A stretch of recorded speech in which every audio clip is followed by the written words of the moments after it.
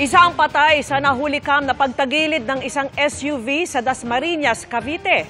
May kabilisan ang andar nito hanggang sumalpok sa gutter. Sa lakas ng impact, tumama rin ito sa Center Island kaya nagtamo ng matinding pinsala. Agad namang rumesponde ang City Rescue Group Team Alpha at dinala sa ospital ang driver at 8 sakay nito. Binawian ng buhay ang driver habang nagtamo ng mga sugat sa katawan ang iba pang biktima. Nilagdaan ng Pilipinas at Amerika ang kasunduang magpapabilis ng palitan ng classified military information. Makatutulong ito lalo kaugnay sa pag-alam sa galaw ng China sa loob ng ating teritoryo.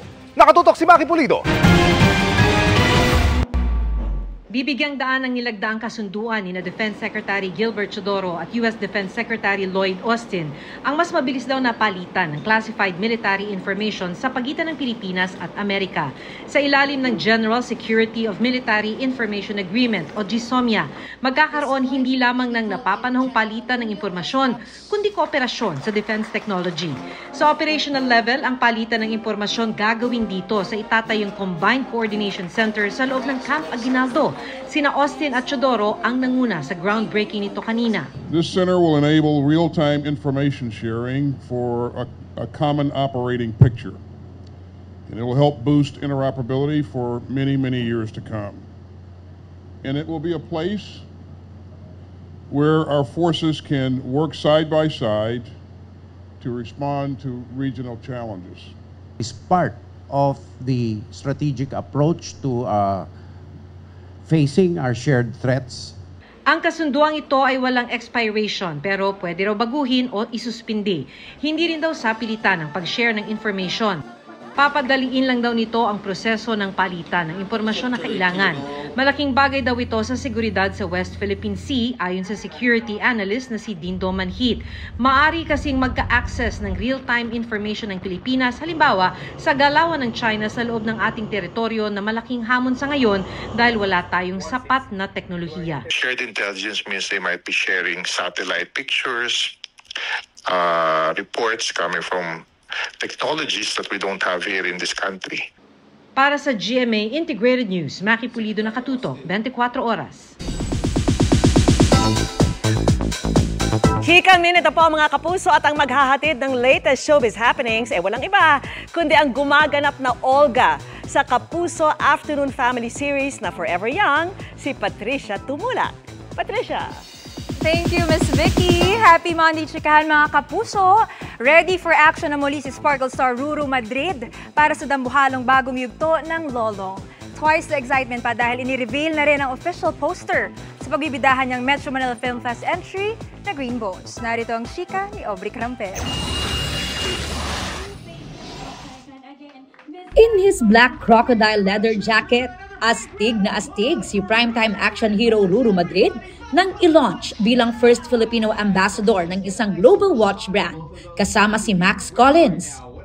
Lolong-inspired nga raw ang OOTD na nagpapakita kung gaano ka-excited si Ruru na muling mag-taping ng upcoming Kapuso Dambuhala Adventure serye this week. Hindi na ako makapaghintay na gawin ulit to. Sabi ko nga, ito yung programang nagpabago sa aking buhay at talagang minahal ko ng sobra. So, para balikan ng isang bagay na yun, napakasarap sa puso. Bago ulit sumabak sa matitinding action and fight scenes, dumaan muna sa matinding training si Ruru kasama ang co-stars na sina Martin Del Rosario at Paul Salas ng Filipino Martial Arts at paggamit ng iba't ibang sandata gaya ng arnis, baston, palakol at punyal. Gusto ko maipagmalaki yung sariling atin dito sa Lolong at to give inspiration din to the younger generation. Never-ending process daw para sa kanya ang self-improvement at maging better version of himself. Bukod sa Lolong, aabangan din si Ruru sa 2024 Metro Manila Film Festival entry ng GMA Pictures, GMA Public Affairs at Brightburn Entertainment na Green Bones. Kasama nga rito si Kapuso Drama King Dennis Trillo. Ni-reveal na ang official poster ng pelikula na Story of Hope and Redemption. Happy naman si Ruru na sa pamamagitan ng kanyang mga serye at pelikula ay nakapagbibigay siya ng inspirasyon lalo na sa mga kabataan. Napakasarap sa puso and nakaka-humble and para bang hindi nasasayang lahat ng mga pinaghihirapan at hard work na ginagawa ko. Aubrey Carampel, updated sa showbiz happenings. Dahil sa landslide, pansamantalang limitado muna sa mga residente ang Cannon Road sa Benguet, isa sa mga daan papuntang Baguio. Ang sitwasyon doon pati sa ilang pasyalan sa City of Pines, sa live na pagtutok ni Darlene Khan. Darlene? Mel, kagabi, pinakanaramdaman yung Super Typhoon Pepito dito sa Baguio City. Nagkaroon ng pagguho ng lupa at lumikas yung ilang residente. Walang humpay na buhos ng hula na sinabayan ng malakas na hampas ng hangin ang naranasan sa Baguio City sa kasagsagan ng Super Typhoon Pepito. Halos mag-zero visibility na. Mahigpit na binantayan ng City Camp Lagoon sa pangambang umapaw ito at bumaha sa lugar. Nagsilikas ang mga residenteng nakatira malapit sa lagoon. Si Nanay Virginia, hindi na raw matandaan kung kailan huling lumikas dahil sa bagyo. Nervyos ako, ma'am. Ano po pinagdasal mo kagabi? Dahil siyempre, hinto na po yung bagyo. Makauwi na kami. Siyempre, hindi na po naman natin po inaasahan kung aapaw yung kanal o hindi. Kaya mas maaga nang nailikas namin yung mga bata, pati mga kapitbahay namin. Isa rin sa mga binantayan ng mga lugar na delikado sa pagguho ng lupa. Kaninang madaling araw, nagka-landslide sa Cannon Road sa bahagi ng Camp 5 sa Tuba, Benguet. Humambalang ang lupa at mga bato sa kalsada. Tulad na nakikita nyo, may rock netting naman sa bahaging ito ng bundok sa tabi ng Cannon Road. Pero dahil nga tuloy-tuloy at malakas yung buhos ng ulan sa buong Magdamag, galing sa tuktok daw yung debris na bumagsak dito sa kalsada. Sa ngayon, nagpapatuloy naman yung clearing operations ng DPWH. Kahapon pa sarado sa mga motorista ang Cannon Road bilang bahagi ng mga pag-iingat sa bagyo. Kaya walang nasaktan o sasakyang nabagsakan ng guho. Merong ongoing na yung isang ginagawa is a tunnel na to totally prevent yung rockfall. May tunnel na nagawa. Meron na actually isa eh. And another is ongoing, the lower portion naman. Nagpapasalamat daw ang mga taga-Baguio at hindi nagdulot ng matinding pinsala ang Super Typhoon Pepito sa kanilang lugar. Thankful tayo. Dapat pangalagaan natin yung Sierra Madre. It can disperse. Yung expected natin gaano kalakas itong typhoon na to, madidisperse po yan. Along with our Caraballo Mountains and the Cordillera Mountains, doon po siguro ang naging epekto which we saw with this typhoon, Super Typhoon nga, Super Typhoon Pepito. Ang mga isinarang public park at tourist spot sa Baguio kahapon dahil sa masamang panahon, bukas na muli ngayon. Masaya po. May mga kasama po kasi akong bata sa loob lang kami ng bahay kahapon. Pero okay naman po ngayon, nakalabas na kami.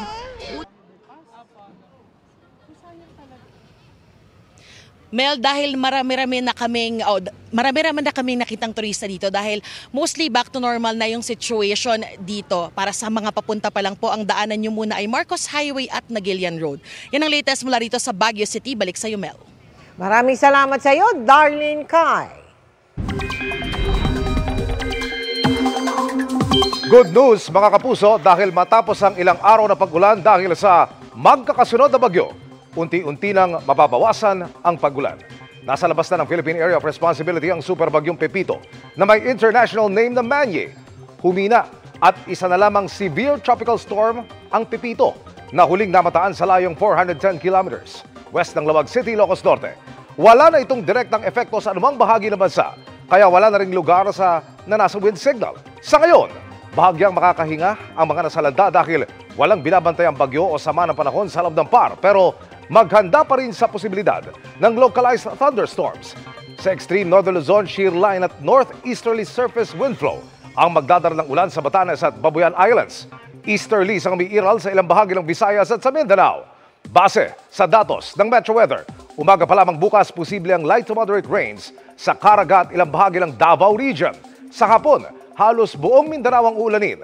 Maging alerto dahil may heavy to intense rains, partikular sa Zamboanga Peninsula, Barm at Soc-Sargen. Sa hapon din ang ulan sa halos buong Visayas bukas. May heavy rain sa Aklan kaya maganda sa posibleng baha o pagguho ng lupa. Sa Luzon, kalat-kalat ang ulan gaya sa Mimaropa at Bicol Region. Sa Metro Manila, mababa ang tsansa ng ulan pero ihanda pa rin ang payong.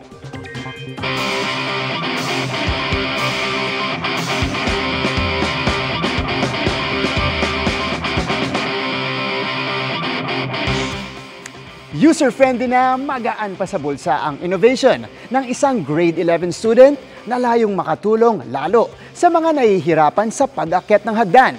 Tara, let's change the game with Project Safer!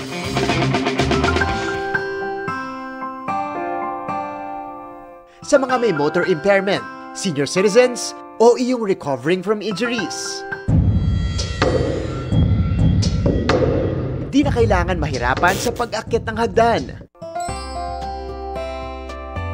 Dahil sagot na kayo ng Project Safer o Stair Assistance for Everyone in Recovery. Developed by George Lian Tizon, isang grade 11 student ng Taguig Robotics Team. User-friendly na, magaan pa umano sa bulsa. The first choice was the already existing solution, which is the cane, which we just made an attachment to.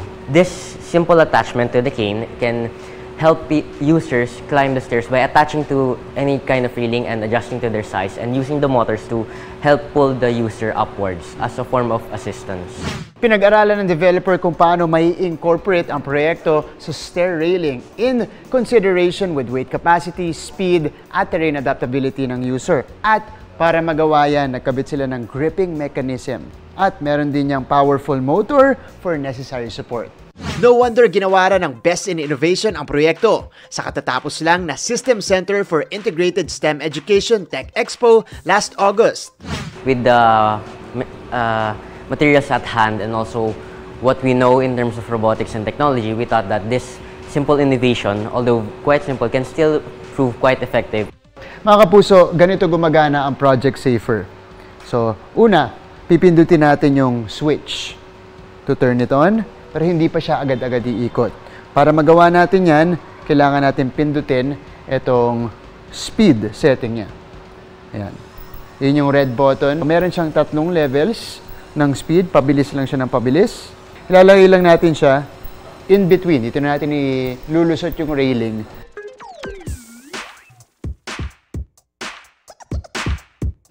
Sana po ay matulungan at masuportahan natin itong mga ganitong klaseng proyekto na may potensyal makatulong sa mas marami pang tao dito sa Pilipinas. Para sa GMA Integrated News, ako si Martin Javier, changing the game! Mga kapuso, isang malungkot na balita sa mundo ng OPM. Pumanaw na po ang isa sa mga bokalista ng Pinoy rock band na Aegis na si Mercy Sunot. Sa isang Facebook post, kinumpirma ng banda ang pagpanaw ni Mercy na nasa likod ng hit song na Luha. Matapang daw na humarap at lumaban sa cancer si Mercy at pumanaw sa edad na 48. Inalala ng Aegis si Mercy na may tinig na nagdadala ng aliw, saya at lakas sa marami. Marami rin daw siyang na-inspire na fans. At itong weekend po ay dinaan ni Mercy sa social media ang paghingi niya ng panalangin matapos sumailalim sa lung surgery. Sabi po niya ay nahirapan siyang huminga, kaya agad dinala sa ICU dahil sa inflammation o pamamaga sa kanyang baga.